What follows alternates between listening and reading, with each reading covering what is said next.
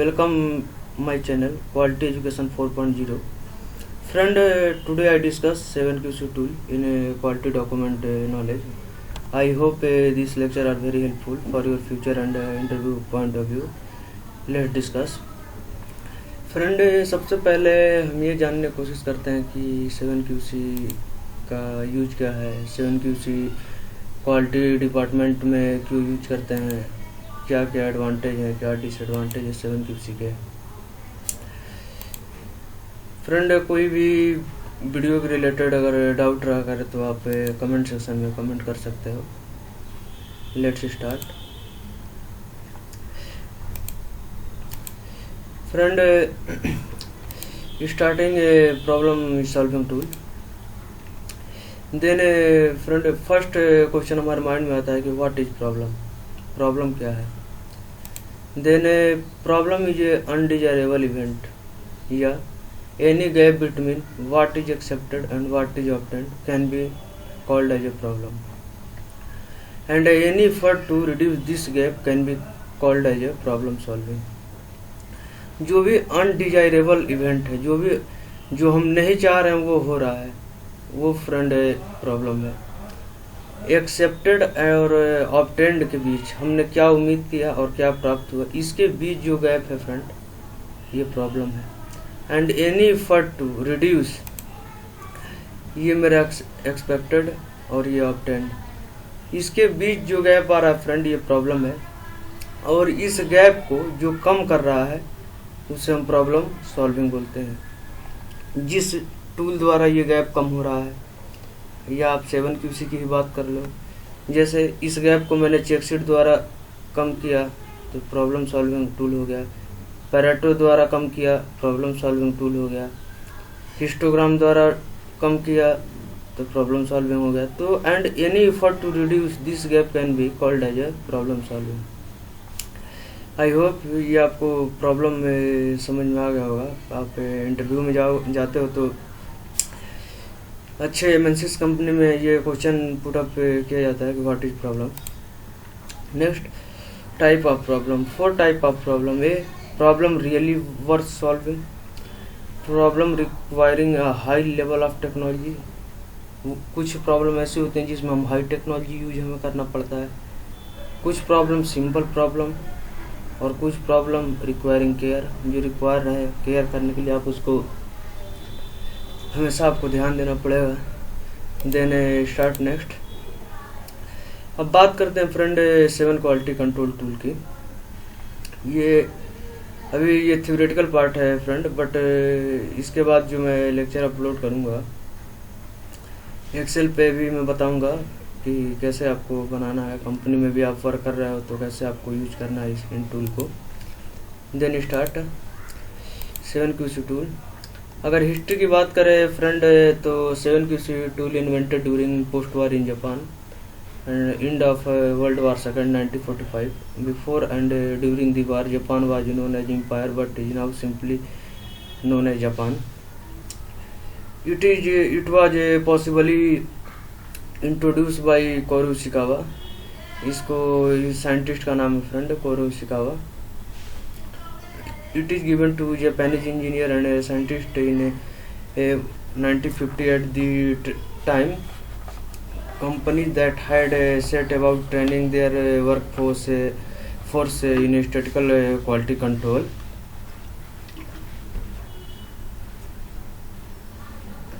Next friend, अगर definition की बात करें कि 7QC की डिफिनीशन क्या है तो हम बोल सकते हैं कि 7QC 7 quality control tool define are problem solving tool used for collection of data and analysing of data and resolve the process. Data को कलेक्ट करना, एनालाइज करना और जो भी प्रॉब्लम आ रही है according to data and according to analysing, उससे प्रॉब्लम को हम रिजॉल्व करते हैं, नोन एज 7QC। देखते हैं डिफिनीशन इसकी। 7QC tool are using for collecting data, analysing data, finding the root cause and measuring the result. Finding the root cause मतलब उस प्रॉब्लम का मेन रूट कॉज क्या है, वो प्रॉब्लम किस रूट कॉज के कारण आई, रूट कॉज की फाइंडिंग करते हैं, known as 7 quality control tool. Let next front detail of 7QC tool के बारे में बात करते हैं क्या करके। जैसे फर्स्ट है कॉज एंड इफेक्ट डायग्राम, कि कॉज एंड इफेक्ट डायग्राम क्या होता है। सेकंड है मेरा चेकशीट क्या होता है। थर्ड है पैरेटो डायग्राम। फोर्थ है कंट्रोल चार्ट। फिफ्थ है हिस्टोग्राम। सिक्स है scatter diagram and last stratification. Let's discuss one by one in the next slide. Tool number 1, cause and effect diagram. Then friend, definition की अगर बात करें तो cause and effect diagram को friend fishbone diagram भी हम बोलते हैं। ये 4M and 6M बेस्ट होता है। डिफिनेशन की बात करें तो cause and effect diagram is also known as fishbone diagram और इशिकावा डायग्राम। ये तीनों एक ही नाम है, कॉज एंड इफेक्ट बोल लो या फिशबोन बोल लो या इशिकावा डायग्राम बोल लो। Cause and effect diagram is a tool to find out all probable to possible causes which create a specified detect in term of 4M। जो भी मेरे फ्रेंड प्रोबेबल कॉजेज हैं और स्पेसिफाइड डिटेक्ट मतलब जो भी प्रोबेबल कॉज आए मेरे मैन से है या मशीन से है या मटेरियल से है या मेथड से है, ये हम इनसे चेक करके 4M से चेक करके हम बताते हैं कि किसके द्वारा problem I, man machine material and method. 6M से भी हम यूज करते हैं, जैसे man machine material method measurement and mother nature. Environment की बात कर रहा है मदर नेचर। तो फ्रेंड फिशबोन डायग्राम को हम बोलते हैं कि it is a brain storming tool. ये एक ब्रेन स्टॉर्मिंग टूल भी है, ये आइडिया जो जनरेट करते हैं। नेक्स्ट जैसे फ्रेंड देखो ये मेथड है मेरा कॉज एंड इफेक्ट डायग्राम का। आप देख रहे हो मैन मशीन मटेरियल मेथड। ये जो भी मेरी प्रॉब्लम आई ये कंट्रोल स्टेट में जो भी इफेक्ट मेरा दिखा रहा है कॉजेज 4M। यूज की अगर बात करें यूजेज की तो use when clarifying cause and effect relationship use to develop counter measure result can obtain clear overall picture of casual relation. जो भी आप प्रॉब्लम आ रही है उसकी आप पिक्चर लगाओ। Can list up all causes to identify important causes, can determine the direction of action counter measure. आप किस डायरेक्शन में क्या एक्शन ले रहे हो, क्या काउंटर मेजर आप ले रहे हो उस प्रॉब्लम के रिगार्डिंग, उसके बारे में ये बात कर रहा है। एग्जाम्पल लेकर एक डिस्कस करते हैं friend, workshop on cause and effect diagram. जैसे एग्जाम्पल मैं लेता हूँ कि ये कॉज एंड इफेक्ट डायग्राम को ये सीट है, ये आपको ऑर्गेनाइजेशन में मिलेगा। जैसे कोई प्रॉब्लम आती है कस्टमर द्वारा NC अगर कोई आ गई तो कस्टमर कौन सा था, model number, part name, concern date, किस डेट पर आई, लोकेशन एरिया कौन सा है, आपके प्लांट में या कस्टमर के लोकेशन पे, लाइन स्टेशन आपके यहाँ या कस्टमर यहाँ, प्रिपेयर्ड ऑन आप प्रिपेयर कर रहे हो तो आप अपना नाम यहाँ लिख दोगे। टीम मेंबर में कौन कौन से मेंबर आपके क्वालिटी हेड हो गए, क्वालिटी मैनेजर हो गए, क्वालिटी एश्योरेंस हो गए, आप हो गए। तो जैसे मैन के अगर रिगार्डिंग मैं बात करूं तो मैन क्या क्या गलती कर सकता है फ्रेंड।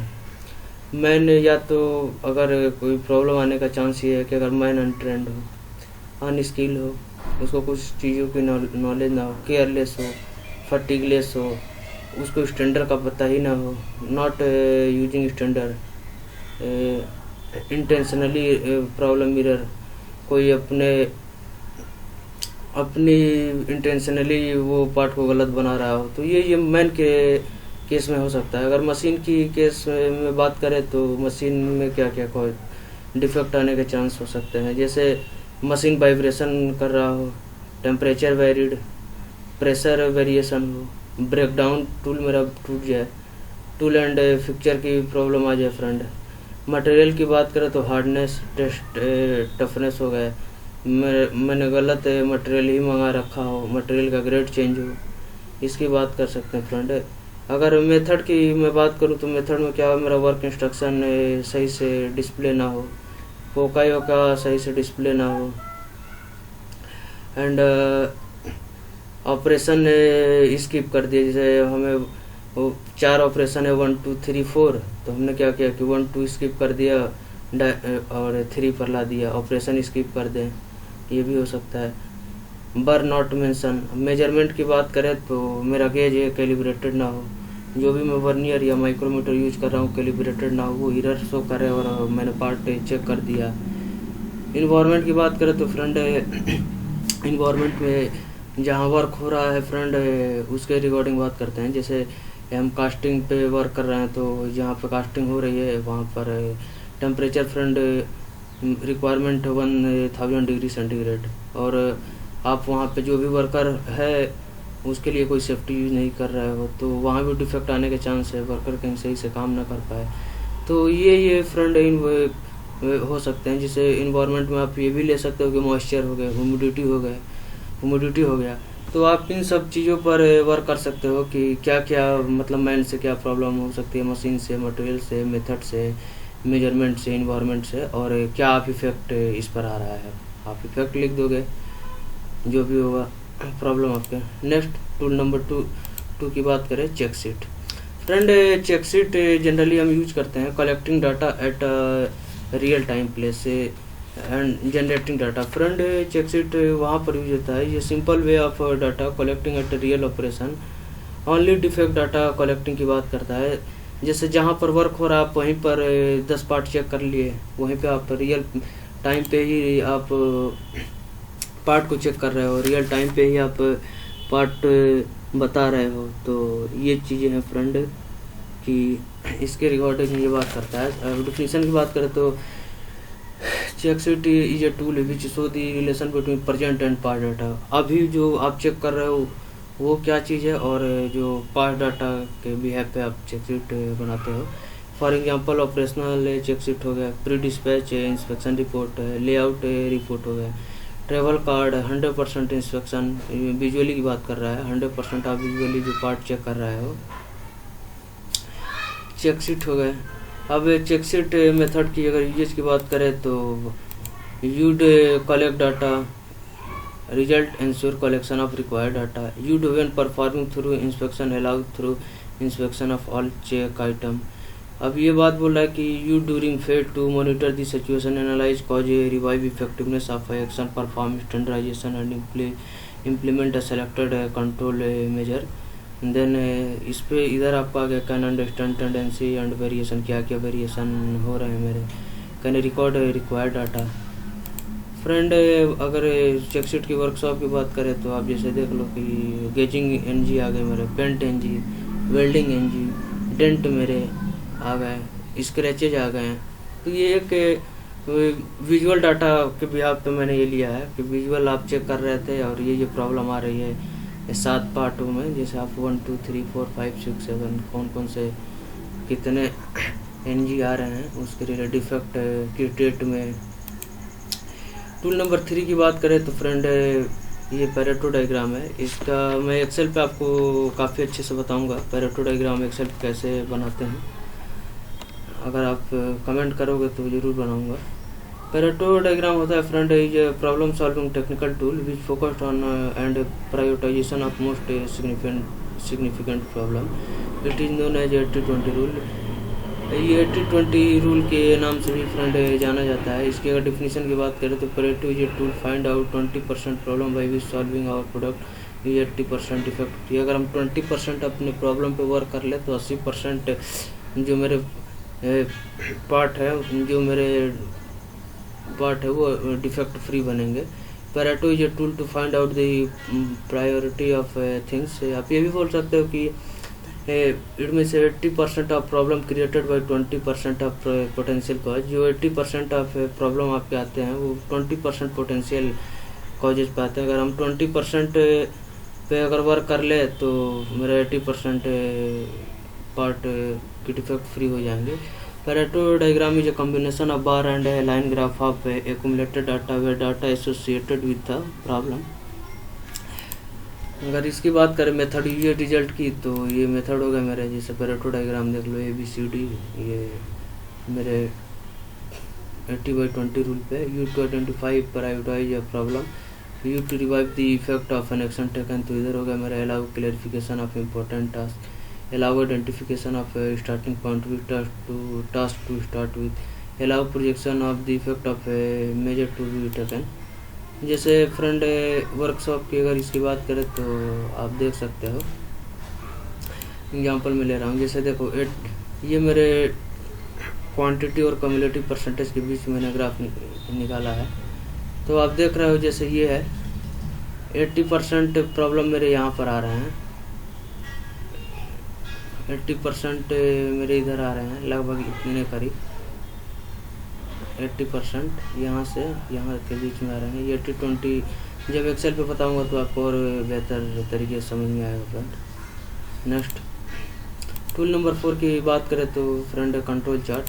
कंट्रोल चार्ट क्यों यूज करते हैं, इसकी डिफिनीशन क्या है? तो friend control chart is a tool for controlling measuring and improving the process by eliminating the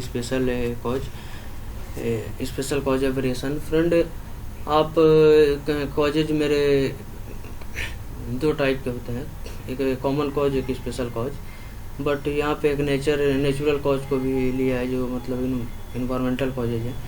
common cause friend आप कभी एलिमिनेट नहीं कर सकते हो, आप हमेशा एलिमिनेट आप स्पेशल कॉज ही कर सकते हो, क्योंकि कॉमन कॉज लगभग मेरे प्रोसेस में रहते हैं। जैसे कॉमन कॉज का मैं एग्जांपल आपको बता रहा हूँ। जैसे कॉमन कॉज का एग्जांपल है कि इनहेरेंट मशीन की वाइब्रेशन हो गई फ्रेंड। आप प्रोडक्ट बना रहे हो तो मशीन वाइब्रेट करेगा ही।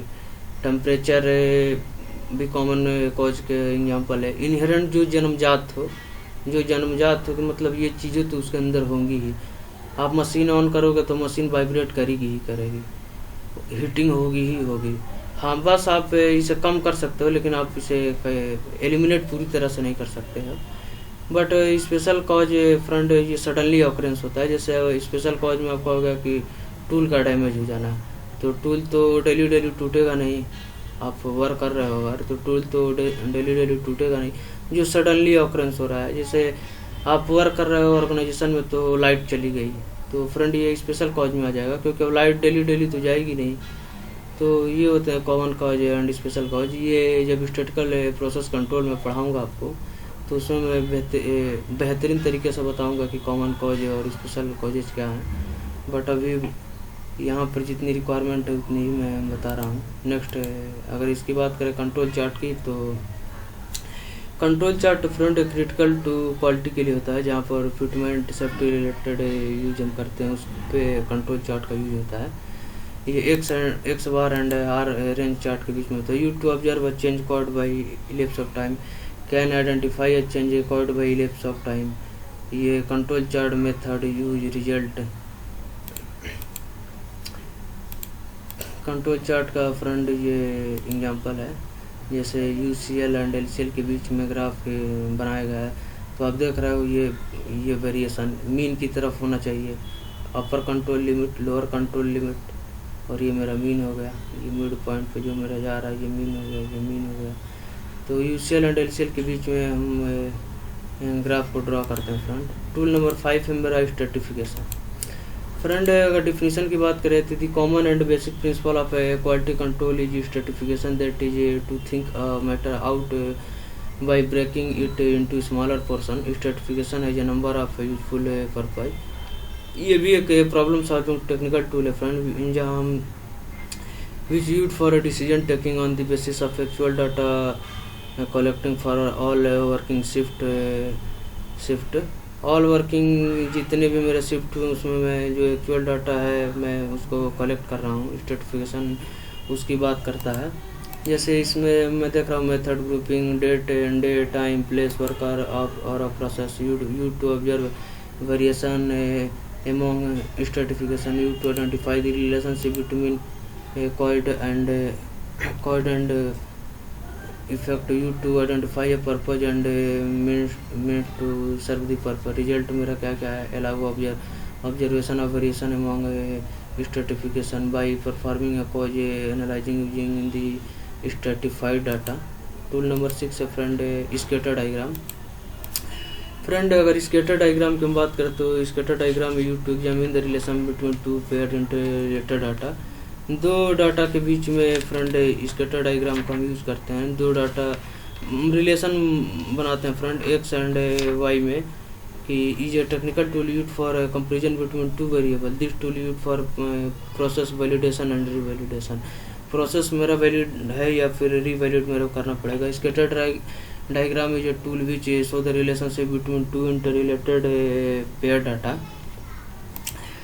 एग्जाम्पल हो गया जैसे the age and value of a car, the height and shoe size of person, the mark that a person gained in two separate test.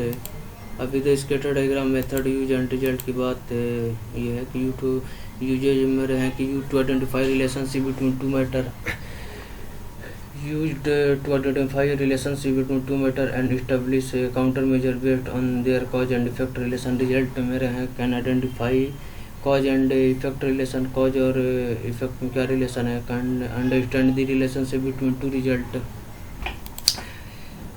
Friend अब बात आती है कि when to use a scatter diagram, हम scatter diagram का use क्यों करते हैं और कब ज़रूरत पड़ी। When you have paired numerical data, जब आपको पेयरिंग में न्यूमेरिकल डाटा मिले। When you डिपेंडेंट वेरिएबल में है multiple value for each value of your independent variable, x और वाई के बीच में आप ग्राफ जो ड्रॉ करते हो।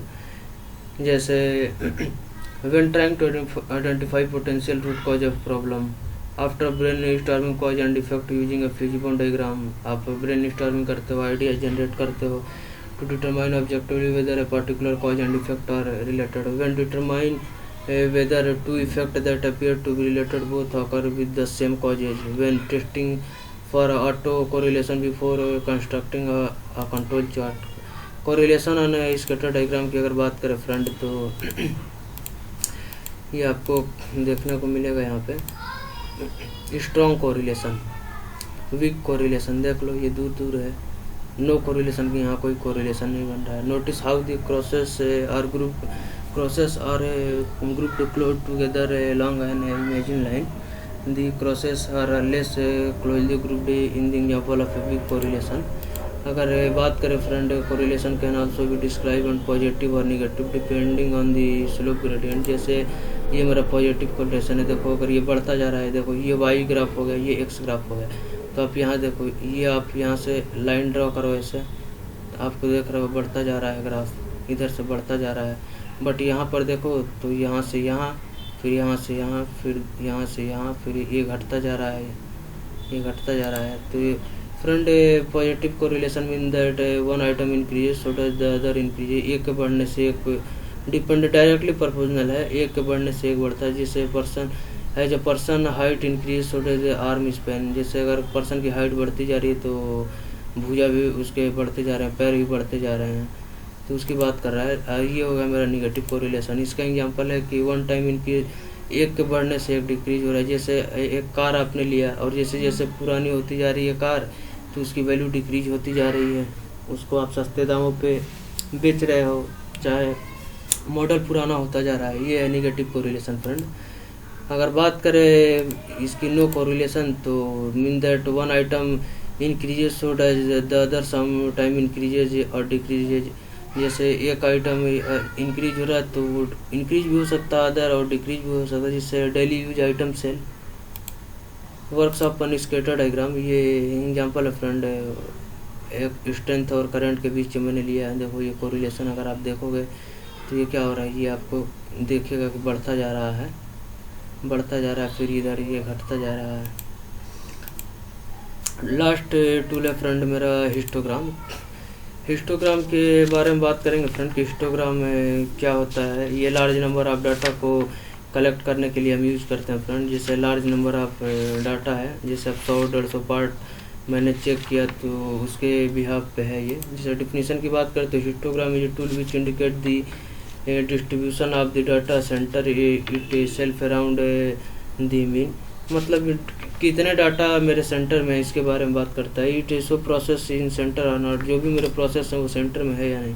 A histogram is mainly used to analyze a process by examining the location of the mean value in the graph or degree of variation to find a problem point that need to be improved. Its other application are listed in the table below. Friend इसे Gaussian curve भी बोलते हैं और bell shape curve भी बोलते हैं। इसको भी मैं एक्सेल में बनाना सिखाऊंगा आपको नेक्स्ट लेक्चर में अपने। Histogram show from normal distribution from the data point that why it is known has a normal distribution curve, इसे नॉर्मल डिस्ट्रीब्यूशन कर्व बोलते हैं। इसका यूज फ्रंट कंपनी में एक जैसे आपने 1000 पार्टों की रीडिंग ली तो आप अपने जो सीनियर को अब 1000 पार्टों की रीडिंग तो बताओगे नहीं, तो आप एक फ्रीक्वेंसी और नॉर्मल डिस्ट्रीब्यूशन में आप कर्व बना दिए कि हाँ जैसे 8.5 की रीडिंग मेरी 10 बार आई, 8.6 की रीडिंग मेरे पास 6 बार आई, फ्रीक्वेंसी आप बता दिए, उसी के बारे में बताता है। जैसे मेथड में हो गया कि देख लो ये standard range of variation, use to access the actual condition, use to analyse a process to identify a problem point that need to be improved by finding the location of the mean value or a degree of variation in the graph, used to examine that the target quality is maintained throughout the process. So the result में can identify the location of the mean central value degree of variation. फिर is can find out the scope of a defect by inserting standard value, can identify the condition of a distribution whether there is an isolated extreme value. मैंने आपको बता दिया front क्यों use करते हैं। जैसे example ये हो गया मेरा कि 1 2 3 4 6 सैंपल ले लिए। पहले सैंपल की ये रीडिंग मेरी ये आई, इसकी रीडिंग ये आई, इसकी रीडिंग ये, इसकी रीडिंग ये। उसके बाद अब हिस्टोग्राम कैलकुलेट कैसे करते हैं, तो पहले रेंज मैक्सिमम माइनस मिनिमम, जैसे मैक्सिमम मेरा जो डायमेंशन है मैक्सिमम 100 पार्ट मैंने चेक किया, उसमें से मैक्सिमम जो डायमेंशन है ट्यूब का ओडी में 65 और मिनिमम ट्यूब की ओडी मेरी आ रही है 12, तो मैक्सिमम माइनस मिनिमम होना है रेंज, तो 53 आ गया। अब कैलकुलेट क्लास विड्थ की अगर बात करें तो range upon number of sample group, तो 53 मेरे ये हो गए और सैंपल ग्रुप 6 ये होगा। 6 कैसे लिया तो ये देख लो 1 2 3 4 1 2 3 4 5 6 ये हो गए, तो ये मेरे 8.8 क्लास विड्थ आ गए। अब फ्रीक्वेंसी की बात करें तो देख लो कि 12 से 21 के बीच में डायमेंशन 8 टाइम है, 21 to 36 time, 30 to 39 6 time, 39 to 48 6 time, 48 to 57 2 time, 57 to 66 2 time. Then friend अभी ये लेक्चर फ्रेंड एंड होता है और थैंक यू फॉर वाचिंग। मैं आशा करता हूँ कि ये वीडियो काफ़ी हेल्पफुल रही होगी आपको। कोई भी क्वेरी है फ्रेंड तो आप कमेंट में पूछ सकते हो। Very thanks for watching friend, thank you, और लाइक एंड सब्सक्राइब करना ना भूलें। थैंक्स।